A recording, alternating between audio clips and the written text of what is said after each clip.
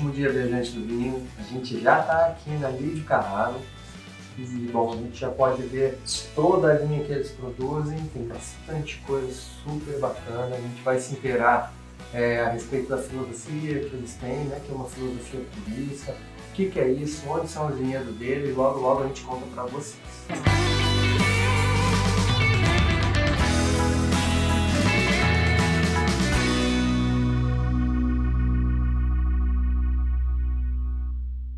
E aí, viajante do vinho, hoje a gente está aqui na Lídio Carraro e nós vamos conversar com o Juliano Carraro, que é quem nos recebeu aqui e tem toda a propriedade para nos apresentar a vinícola por inteiro.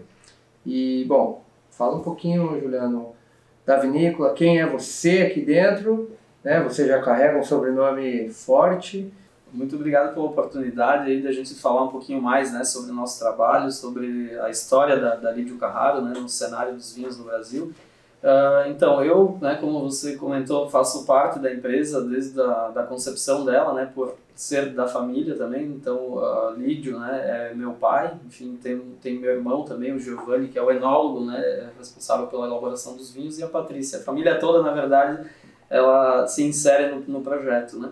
A Lídio Carraro, ela nasceu do sonho do Lídio, né, nosso pai, em ver as uvas, né, que ele cultivava e fornecia para diversas vinícolas aqui da região, transformadas em vinho e não apenas isso, né, de forma tão simplificada, mas que esse vinho pudesse transmitir na taça, né, a integridade, digamos, a autenticidade, né, dessa expressão das variedades que ele sempre cultivou, do terroir, né, onde ele sempre trabalhou. Inicialmente foi isso que moveu, né, o desenvolvimento do projeto. Depois, com a entrada, enfim, né, da nova geração, digamos assim, né, a minha geração, meus irmãos, no projeto, na concepção de todo o projeto, nós começamos a ver que a gente precisava expandir ainda mais esse desejo, né? E aí foi, enfim, todo um trabalho de anos no desenvolvimento de todo esse conceito purista que hoje a Lídio Carraro já consolida no mercado, né?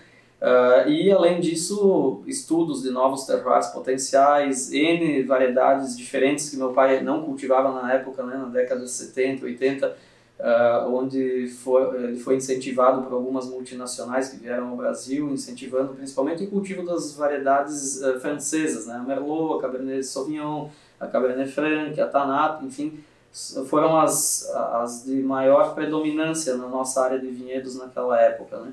Além de algumas brancas também, enfim, e até mesmo uvas americanas, né, que nós tínhamos na época. E, inclusive, uma pequena área aqui no Vale dos Vinhedos ainda temos para fornecimento para produção de sucos, né? Não faz parte do nosso projeto. Bom, Júnior, você citou aí, né, o método purista, né?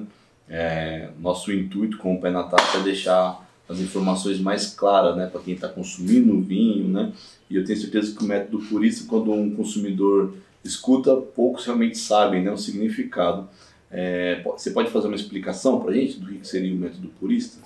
Sim, claro. O método purista, na realidade, né, ele foi sendo desenvolvido ao longo dos primeiros anos da nossa elaboração de vinhos, né? No início nós tínhamos uma concepção, a gente queria um vinho com a expressão pura, sem a intervenção enológica de processos, produtos, enfim, afinamento em carvalho, intervenção da madeira, enfim, o que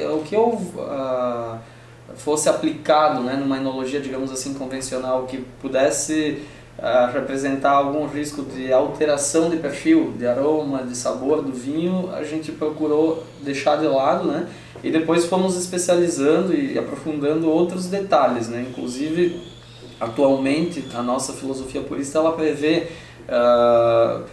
no caso, a execução, né, a fermentação, por exemplo, dos vinhos com a levedura indígena, a levedura selvagem que vem do vinhedo, né, natural da uva, sem adição de leveduras selecionadas comerciais, né. Então, já há diversos anos, diversas safras, os vinhos que atualmente estão em linha comercial, são mais de 80% deles resultado de fermentações naturais. Nós temos algumas pequenas exceções, por exemplo, de alguns vinhos brancos, base espumante, que como a uva ela é prensada diretamente, né, e vai só o mosto para o tanque de fermentação, nesse processo a gente empobrece muito no caso, a presença microbiológica da levedura, porque não está mais em contato com a casca, né? E é na parte externa da casca onde se encontra predominantemente a carga microbiológica de leveduras naturais que vem do campo, né? Falando um pouco mais, desviei um pouco do assunto da filosofia purista, né? Mas começa lá no vinhedo, né? A busca por essa expressão na taça, né? Então é feito todo um manejo, um estudo de perfil de solos, a gente tem todo um detalhamento dos nossos vinhedos por parcela de solos, onde cada parcela, por ter variações de composição físico-química ali no solo, né, vai intervir de uma forma específica no perfil da uva. Então, aplicando esse conhecimento todo, desde o lado do vinhedo, levando isso, né, trazendo isso para o momento da fermentação, dos assemblagens, enfim, a gente consegue elaborar os vinhos extraindo o máximo da vocação individual de cada parcela. E depois fazermos as uniões, sejam elas assim com o intuito de criar assemblagens de diferentes variedades, né? Ou assemblagens dentro da mesma uva, no caso. Como, por exemplo, nós temos diversos vinhos varietais, né, que são 100% aquela uva, mas praticamente todos os nossos vinhos de uma única uva são assemblagem de mais de uma parcela de vinhedo daquela uva, né, vinificada individualmente e depois unida, buscando o melhor equilíbrio, complexidade, riqueza, né, do conjunto, que é, enfim, o objetivo, né, de expressar a máxima qualidade depois, né, na taça. Então, assim, são vinhos, sintetizando a filosofia purista, são vinhos elaborados com a mínima intervenção que maximizam a expressão natural da uva, da variedade, do terroir, né. Nós não utilizamos, né, muitas pessoas acabam ligando essa filosofia da Lídio Carraro como algo que é contra o uso do carvalho, né? Nós não somos contra e a gente nem classifica de melhor ou pior quem usa carvalho. Mas dentro da nossa filosofia a gente elimina, não utiliza nada com contato com madeira ou qualquer outro elemento, né, que vá intervir no perfil de aroma e sabor do vinho. Bom, Juliano, então aproveitando um gancho aí que você já deu pra gente quando você falou em terroir. Bom, a gente já sabe que o terroir ele tem muitos fatores decisivos, né? Não só o tipo de solo, mas a geografia, o clima e inclusive também a mão de quem faz, né? Que é o teu irmão, olha que tá tudo em casa aí, tudo legal. Mas fala para nós aí, onde estão localizados os vinhedos da Lídio Carraro hoje, e que eu já sei que não é tudo no mesmo lugar, mas fala para nós um pouquinho das particularidades desses vinhedos, né? O que faz eles tão especiais e por que a decisão de não estar tudo no mesmo lugar? Então, no caso aqui, né, nós estamos na sede da Lídio Carraro, que fica no Vale dos Vinhedos, né? O Vale dos Vinhedos foi o berço do projeto, digamos assim, né? Começou por aqui. Quando nós iniciamos o projeto de implantação, eu comentei antes, né, que nós tínhamos já toda uma experiência e tal aqui na região, mas o terreno específico para o vinhedo que hoje origina o Corum, né, que é o único vinho da Lídio Carraro do Vale, das uvas do Vale dos Vinhedos, esse terreno foi adquirido especialmente para o início do projeto, porque, enfim, reunia qualidades, né, características de inclinação, altitude, exposição solar, enfim, a característica do solo mesmo, porque aqui na Serra Gaúcha como um todo nós estamos num solo que ele é mais fértil e nós precisávamos de uma produtividade, né, espontânea da planta sem precisar de tanta intervenção que reduzisse o vigor da planta para aumentar o nível de concentração na fruta, né, que a gente tinha como objetivo elaborar um vinho de longevidade aqui, né, um vinho de guarda, enfim, e aí precisa desses pré-requisitos, né. E então esse terreno foi adquirido, foram plantadas as 4 variedades, a Merlot, Cabernet Sauvignon, Cabernet Franc e a Tannat, em diferentes parcelas de solo desse vinhedo. E paralelamente então nós pesquisamos outras regiões de potencial, né, para vinhos de alta gama no estado do Rio Grande do Sul do Brasil, de forma geral, né. Nós optamos pela região, pela Serra do Sudeste, especificamente o município de Encruzilhada do Sul, né, que é onde hoje está a principal área de vinhedos da Lídio Carraro, né. Inicialmente foi um desafio porque a gente tinha só a teoria, né, só a expectativa. porque era uma região que se mostrava com solos mais pobres em matéria orgânica, muito bem drenados, mais árido, né? Uma região que chove menos no verão. Esse verão aqui foi extremamente seco, estamos finalizando uma estiagem, né? Hoje é a primeira chuva, inauguramos, faz acho que em torno de 60 dias mais que não chovia por aqui, né? E na região, e hoje choveu, mas graças a Deus a gente já terminou a vindima, né? Então foi perfeita a safra, foi perfeita realmente, pode-se dizer. Eu acho que no nosso histórico foi a melhor safra de toda a nossa trajetória. E então na região lá de Encruzilhada do Sul, eu estava comentando as características, né? Além disso, ela tem uma geografia, um relevo colinar, que não é como na região da Campanha, que são mais planícies, né? Que também é uma região muito positiva, né? Muito parecida, inclusive, com a Serra do Sudeste, a Campanha e a Serra do Sudeste, em termos climáticos. Mas o que diferencia as duas regiões são basicamente a questão de solo, né? Solo e relevo. A Campanha são mais planícies, né? E tende a ter majoritariamente um solo um pouco mais arenoso. Já a Encruzilhada do Sul é uma média, digamos assim, entre a Serra Gaúcha e a Campanha. Nós temos ali um bom teor de argila que nos proporciona a possibilidade de amadurecer uvas até o extremo da maturação fenólica sem perder a acidez natural da uva. Então, não necessitando de correções, né? Por exemplo, para bases espumantes, para vinhos brancos, para alguns vinhos tintos que a gente quer mais vivacidade, mais frescor, como um Pinot Noir, por exemplo.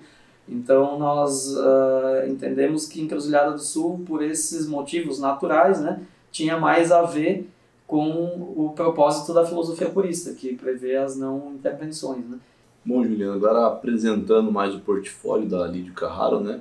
Conta pra gente quantas variedades de uvas vocês estão cultivando, né? E a partir dessas variedades, quantos rótulos vocês estão entregando para o mercado? Atualmente o portfólio da Lídio Carraro ele tem mais de 30 rótulos, né? Em alguns momentos, em algumas safras chega a passar de 40, até porque como nós temos agora o Lídio Carraro Collection Club, também são elaborados alguns vinhos exclusivos para os membros do clube e tudo mais, né?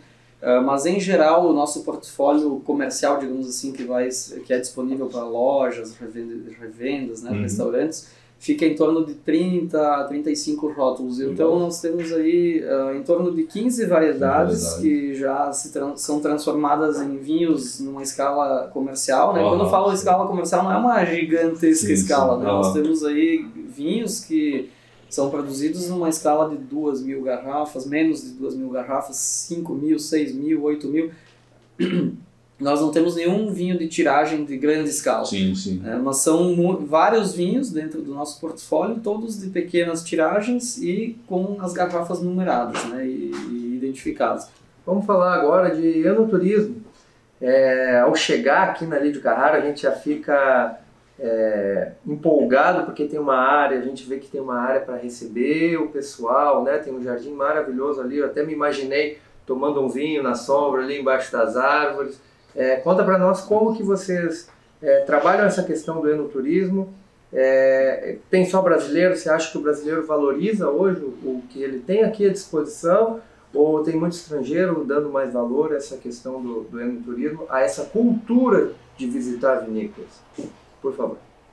O enoturismo para Lídio Carraro ele é fundamental, assim, a gente vê como fundamental porque ele gera uma experiência completa, né, do nosso cliente, e isso transforma clientes em, digamos assim, embaixadores da marca, né? O enoturismo para Lídio Carraro ele começou de uma forma muito muito pequena, né, abrindo a porta da própria casa da família, pequena em escala, né, falando nesses termos, né. Então foi lá em 2005, no início de 2005, que a gente, né, se encorajou porque as pessoas começavam a viravam o carro na frente da casa e iam embora porque viam que não tinha, né, nenhuma loja, não tinha nada. Enfim, aí a gente colocou uma pequena plaquinha identificando, né, visitação e tal, e começaram a vir as pessoas, até porque nós estamos posicionados num local, geograficamente falando aqui no Vale dos Vinhedos, bastante privilegiado para o enoturismo, né, no entorno aí de várias vinícolas importantes, hotéis, né, da região superestruturados. Então a gente acaba tendo naturalmente esse fluxo que já transita, né, pela região. No início foi dessa forma, a gente recebia visitantes que por acaso estavam visitando outras... E caíam aqui no quintal, exatamente. Atualmente não, né? Obviamente a gente já recebe pessoas que nos relatam que vieram de determinadas outras regiões, saiu de Gramado, bebi o vinho em São Paulo, no Rio de Janeiro, em Brasília, né? Ou às vezes até, né, algum brasileiro que bebeu o vinho no exterior, não conhecia a marca e está vindo para a região então para conhecer a Lídio Carraro e o enoturismo da região como um todo, né? E felizmente, né, nós temos aqui inúmeros depoimentos, né, de visitantes que se arrependem de não ter vindo antes conhecer o enoturismo do Brasil, porque eles se surpreendem com a estrutura das vinícolas, com a hospitalidade, a qualidade de atendimento que eles recebem, com o todo da região, né? Com a parte gastronômica, hoteleira, enfim. Mas, naturalmente, a gente ouve mais aqui sobre os vinhos, que é o nosso foco, né? Então, ele não imagina que no Brasil estejamos nesses níveis de qualidade dos vinhos, né? E aí ele acaba dizendo, poxa, como eu não descobri isso antes, como eu não vi isso antes. Isso tem um lado negativo, obviamente, né, que a gente perdeu esse tempo todo desse cliente, mas o lado positivo é que ele se torna um difusor da informação, né, um divulgador. Então, o enoturismo, a Lídio Carraro enxerga como um dos pontos, um dos pilares assim, do sucesso da marca e dos vinhos brasileiros. Precisa ser cada vez mais fomentado, divulgado e vai crescer sem dúvida nenhuma. Bom, Júlio, você que está acompanhando a Lídio Carraro aí, né, desde o começo, né, passou por várias dificuldades já. A gente sabe que o produtor, o cara que quer empreender nessa área sofre muito, né, tem muitas dificuldades, mas se fosse para você de repente apontar o que mais atrapalha de repente ou vocês ou o produtor brasileiro, o que você acha mais difícil nessa área, cara? O que te prejudica mais? É o terroir? É as nossas leis financeiras? O que seria, na sua opinião? Realmente passamos sim por muitas dificuldades, né? Eu acredito que todo empreendedor passa por isso, sim, seja no começo, no meio, enfim, né, da trajetória. A Lídio Carraro passou por dificuldades nos primeiros anos, na verdade, né, após o lançamento dos vinhos, porque nós não tínhamos assim, uma noção do timing, né, do negócio vinho em si. E nós passamos por dificuldades principalmente por oscilações de cenário econômico no nosso país, né? Nós fizemos um planejamento em uma realidade e alguns anos depois essa realidade não existia mais, mudou completamente. Então a gente foi surpreendido, né, por um cenário que era desconhecido, não era esperado, pelo menos por nós que estávamos entrando no negócio, né? Talvez a gente não tinha aquela visão de médio e longo prazo ainda do comportamento do setor. Mas, enfim, aí a gente, né, como todo bom descendente de italiano, aí a gente tem que se reinventar e arregaçar as mangas, trabalhar e construir soluções, né? E foi o que a gente fez, enfim, superamos aquela fase, mas o vinho brasileiro como um todo, eu acho que ele vivencia algumas dificuldades que a gente gosta de falar, né? A gente não gosta de valorizar tanto essas dificuldades porque a gente acaba colocando elas como empecilhos, né? Sim. Mas a gente também não pode fingir que elas não existem. Então, na verdade, uma das maiores dificuldades que a gente enxerga é a cultura do brasileiro, né? A cultura do brasileiro quanto consumo, quanto consumidor. Então, o comportamento dele de valorizar tudo o que é de fora, independente da qualidade, e duvidar de tudo que é daqui, independente da qualidade. Então, isso é um primeiro ponto assim, que a gente fica indignado em muitas situações, porque são comparações completamente distorcidas, né, coisas que não têm a ver, mas é a realidade. Então, a gente precisa trabalhar isso para clarear, né, na cabeça do consumidor, seja no vinho ou em N outros setores, né, que o nosso país é extremamente competitivo, qualificado, mas o consumidor ele não entende ainda dessa forma, né? E outra dificuldade que ela é latente, assim, vocês vão questionar qualquer proprietário de vinícola, vai ouvir a mesma coisa, é a questão tributária, né? Só que isso não é no vinho, é a questão tributária do Brasil como um todo, né? Então nós estamos aí com essa expectativa, a gente sabe que não vai reduzir carga tributária, mas simplificando já é um grande passo, né?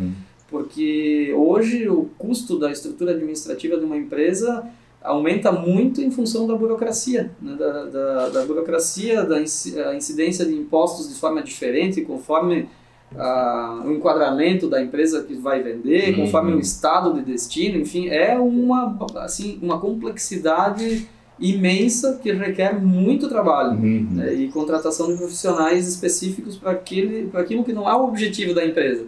Então acaba inclusive onerando, né? Fazendo com que aumentem custos da empresa como um todo, isso vai se refletir no produto final, né? Por uma questão de estrutura tributária extremamente burocrática, né? Bom, Juliano, nessa altura do campeonato, com um portfólio tão diversificado que a Lídio Carraro tem, seria uma covardia, eu acho, te perguntar qual é o teu vinho favorito. Então a gente vai reformular isso de uma forma não tão pessoal, e eu vou pedir para tu falar em nome da Lídio se tem algum rótulo que seria um rótulo talvez mais importante para a história, para a Lídio ser quem é hoje, né, para chegar onde chegou.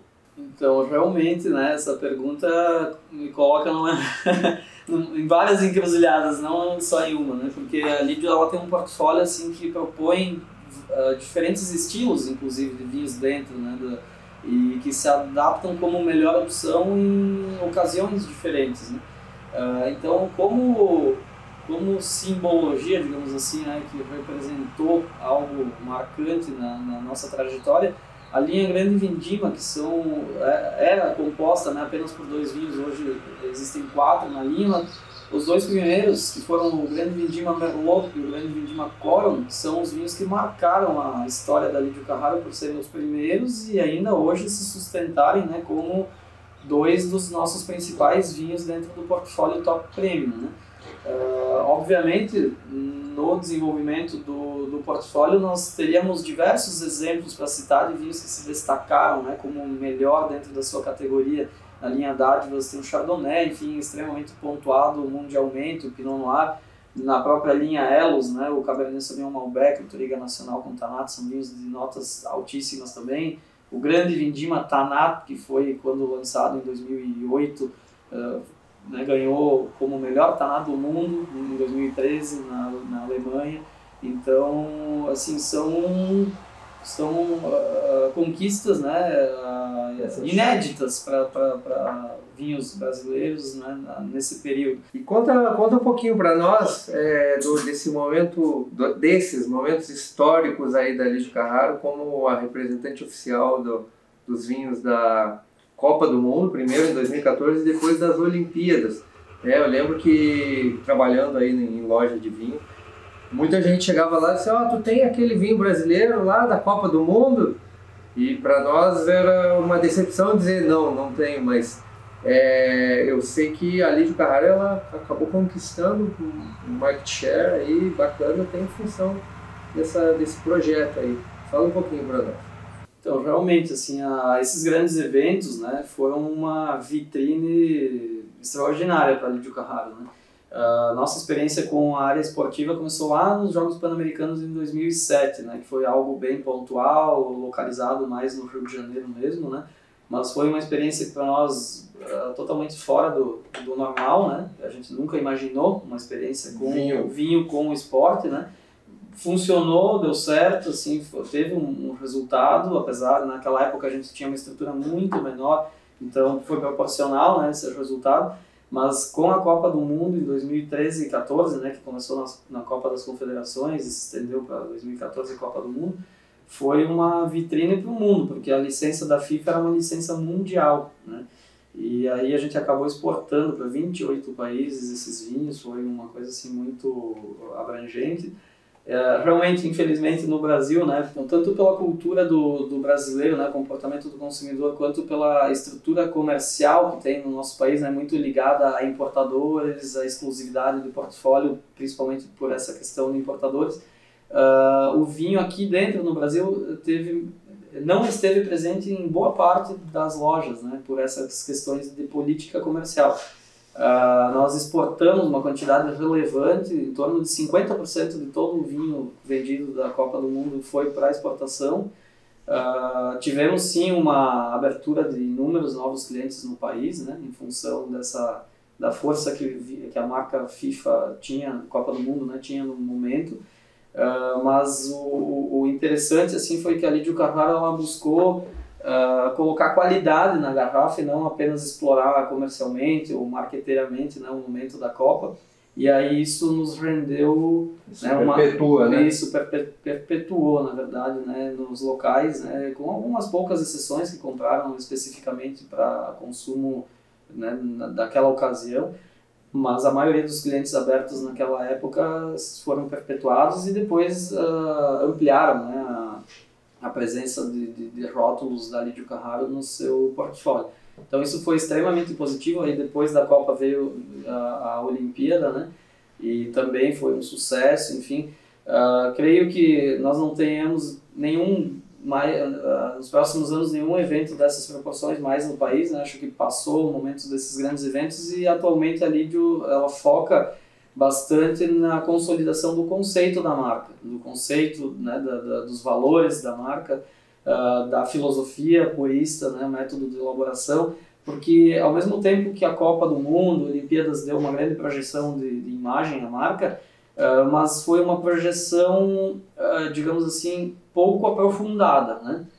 O cliente ele conhecia, Lídio Carraro, aquela vinícola do vinho da Copa, sim, mas muito mais do que o vinho da Copa, são outros valores e conceitos, né, e práticas que a gente coloca, né, na concepção, na elaboração dos vinhos. Então a gente achou que, por um lado, foi extremamente positivo pela divulgação, mas faltou esse complemento, né, esse enriquecimento do conteúdo. Então hoje é o que a gente está querendo consolidar, né? Levar até esse cliente que já ouviu falar da Lídio Carraro, mas às vezes nem conheceu o produto ainda, né? Levar o que é de fato a Lídio Carraro, né? Ela não é uma vinícola de larga escala que às vezes pode ter passado essa mensagem, né, por ser um vinho de um evento mundial, né? Ela é uma vinícola que foca na pequena escala, na alta qualidade, em vinhos elaborados com muito cuidado em cada etapa, né? Esse é o perfil da Lídio Carraro, né? Então é isso que a gente quer que o consumidor conheça. Agora a minha dica aí ao viajante do vinho, né, é deixar o convite, né, a você conhecer a Lídio Carraro, a região do Vale dos Vinhedos, Serra Gaúcha como um todo, né, tem uma diversidade incrível, mas abrimos as portas da Lídio Carraro para você que quiser estar em nossa região, né, e se surpreender com a qualidade dos vinhos. Nós temos aqui uma infraestrutura pequena, né, porém que busca dar todo um acolhimento ao nosso visitante, uma atenção exclusiva, né, tirando dúvidas, enriquecendo o seu conhecimento em vinhos e desfrutando do ambiente externo, interno aqui da vinícola, né, da residência do próprio Lídio, né, que abriu a casa aí para receber os nossos visitantes. Então, enfim, acho que a mensagem principal, né, é você estar preparado para ser surpreendido, né? Eu acho que esse é a principal experiência que a gente quer proporcionar a todo viajante do vinho e também gostaria de convidar a todos a conhecer, né, em primeira mão alguns projetos que a Lídio Carraro tem, que um deles é um projeto extremamente pioneiro, né, que é a elaboração de vinhos em ânforas, resgatando um processo ancestral, né, da parte técnica, onde nós estamos disponibilizando a compra antecipada de 2 garrafas, né, que se transformaram em uma cota do vinho de ânfora. Então, vocês acessando o nosso site, enfim, vocês vão poder ter informação, né, de como funciona essa mecânica ou entrando em contato com algum telefone que está no nosso site também. O site é www.lidiocarraro.com. Ali nós temos a nossa aba, né, onde dá acesso à nossa loja também online. Para quem não tem uma perspectiva de vir nos próximos dias ao Vale dos Vinhedos, né, e quiser conhecer os vinhos, estão todos eles lá a livre acesso, né, inclusive agora nos próximos dias aí com algumas promoções, né, dessas datas próximas aí de Páscoa, Semana Santa aí que virão.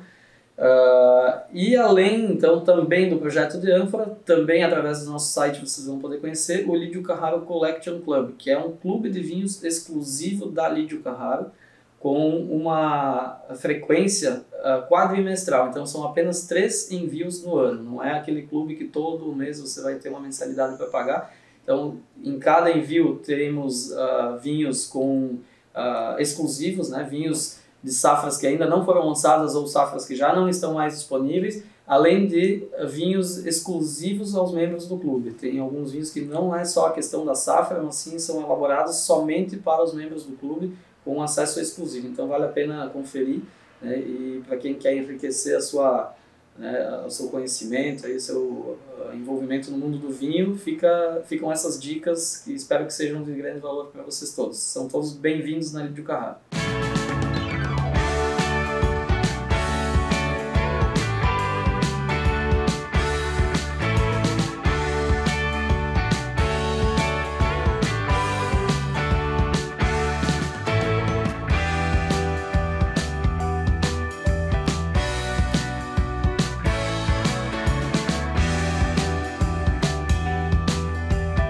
E aí, viajante do vinho, está na hora do almoço.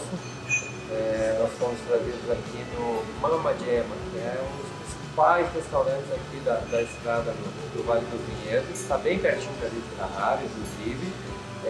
E o Pessari está nos recebendo aqui pessoalmente, que é o mentor aqui da casa, de outros empreendimentos também. E ele vai dar uma palavrinha, vai se apresentar, e o que vocês precisarem depois é por conta dele, viu? Valeu! Bom, pessoal, bem-vindos ao Mama Gemma. Esse é meu segundo restaurante e é um prazer recebê-los. Esse é um restaurante que trabalha muito a questão do vinho, além da gastronomia que a gente tem italiana.